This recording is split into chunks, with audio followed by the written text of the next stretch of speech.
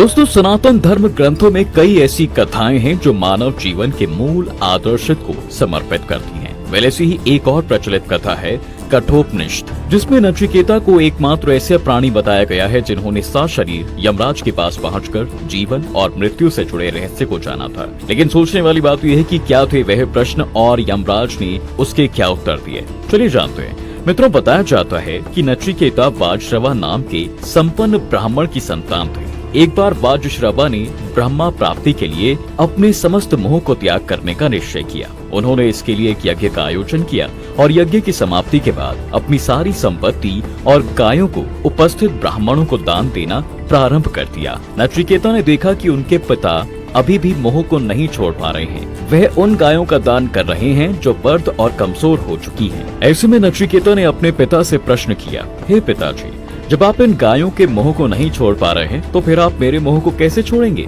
नचिकेता के इस तरह के प्रश्न से वाजश्रवा क्रोधित हो जाते हैं और उन्हें यमराज को दान में देने के लिए बोलते हैं। अब चूंकि ये शब्द यज्ञ के समय कहे गए थे, इसलिए नचिकेता को यमराज के पास जाना ही पड़ा। लेकिन उसकी आयु पूरी नहीं हुई थी, सो यमदूतों ने भी उसकी ओर ध्यान नहीं दिया। यम के द्वार पर नचिकेता 3 दिन भूखे प्यासे बैठे रहे। तब कहीं जाकर खुद यमराज उनसे मिलने आए और उनकी धैर्य भरी प्रतिष्ठा और दृढ़ निश्चय से प्रश्न होकर 3 वरदान मांगने को कहा। तब नचिकेता ने यमराज को प्रणाम करके कहा कि हे देव, अगर आप मुझ पर प्रसन्न हैं और मुझे वरदान देना ही चाहते हैं तो सबसे पहले मुझे ये वरदान दीजिए कि जब मैं अपने घर वापस जाऊं तो मेरे पिताजी का क्रोध शांत हो चुका हो और वो मुझे पुनः अपना ले। यमराज ने नचिकेता के वरदान पर हल्की सी मुस्कुराहट के साथ तथास्तु कहकर उन्हें दूसरा वरदान मांगने के लिए कहा। दूसरे वरदान के तौर पर नचिकेता ने यमराज से अग्नि विद्या का ज्ञान मांगा ताकि वह लोगों का भला कर सके, जिस पर यमराज ने नचिकेता को अग्नि की सभी गुण और विद्याएं बताई थी और यह वरदान भी दिया था कि आज से यह विद्या नचिकेताग्नि के नाम से प्रसिद्ध होगी। तीसरे वरदान में नचिकेता यमराज से जन्म और मृत्यु के रहस्य यानी कि जीवात्मा का ज्ञान मांगते हैं। यमराज नचिकेता को यह वरदान नहीं देना चाहते थे। उन्होंने इसके लिए इनकार भी किया, लेकिन नचिकेता की जिद के आगे उन्हें हार माननी पड़ी और विवश होकर जीवात्मा का ज्ञान प्रदान किया। इस कड़ी में नचिकेता ने सबसे पहले यमराज से सवाल किया कि किसी इंसान की मौत क्यों होती है, जिस पर यमराज ने उन्हें बताया कि यह कर्म फल का परिणाम है। भाग्य का लेख भी है। जो भी संसार में जीवन पाता है उसका वहाँ रहने का एक समय तय हो जाता है। इसके बाद उसे किसी न किसी रूप में संसार को छोड़ना ही पड़ता है। आगे नचिकेता ने पूछा, मृत्यु किन लोगों को पीड़ा नहीं देती है? यमराज ने कहा, जिसने पाप ना किया हो, जो दूसरों को पीड़ा ना देता हो, जो सत्य के मार्ग पर चलता हो, जिसने अपने धर्म और कर्तव्य का पूरी निष्ठा से पालन किया हो और उसे मृत्यु कभी पीड़ा नहीं देती। मित्रों, इसके बाद यमराज ने नचिकेता को जीवात्मा के विकास के 4 अवस्थाएं बताई। वह अवस्थाएं हैं हंस, वसु, होता और अतिथि। यमराज बताते हैं कि हंस को पहली विकसित अवस्था कही जाती है, जिसमें जीवात्मा हंस की तरह अपनी जीवन व्यतीत करती है।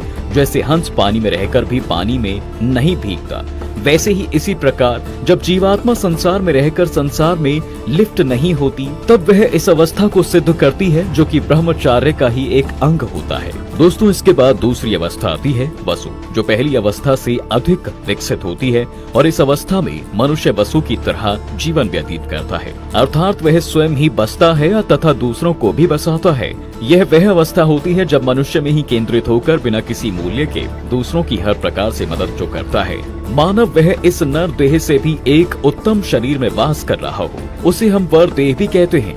यह गृहस्थ जीवन की अवस्था होती है। दोस्तों, बात करते हैं तीसरी अवस्था की, जिसे होता कहा जाता है। यमराज इस अवस्था का वर्णन करते हुए नचिकेता को बताते हैं कि वह समय होता है जब मनुष्य अपने आप को समाज के लिए अर्पित कर देता है। वह संसार की सभी वस्तुओं को अपना ना समझकर परमात्मा की समझने लगता है तथा त्याग की भावना को अपनाकर अपना जीवन जीने लगता है। इसी अवस्था को वानप्रस्थ की अवस्था भी कहा जाता है। चौथी और अंतिम अवस्था आती है दोस्तों अतिथि। यमराज बताते हैं कि यह सबसे विकसित अवस्था होती है।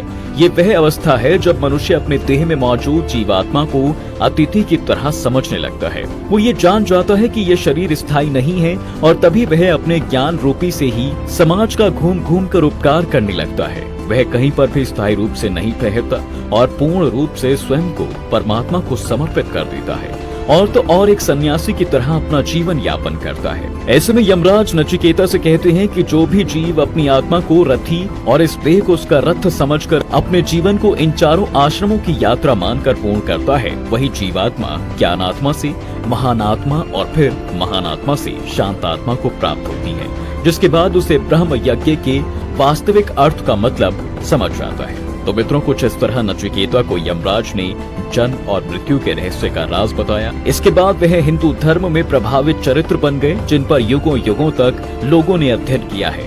आज के लिए फिलहाल बस इतना ही। अगर आपको हमारे द्वारा दी गई ये जानकारी पसंद आई हो तो वीडियो को लाइक करके शेयर करना बिल्कुल ना भूलें। धन्यवाद।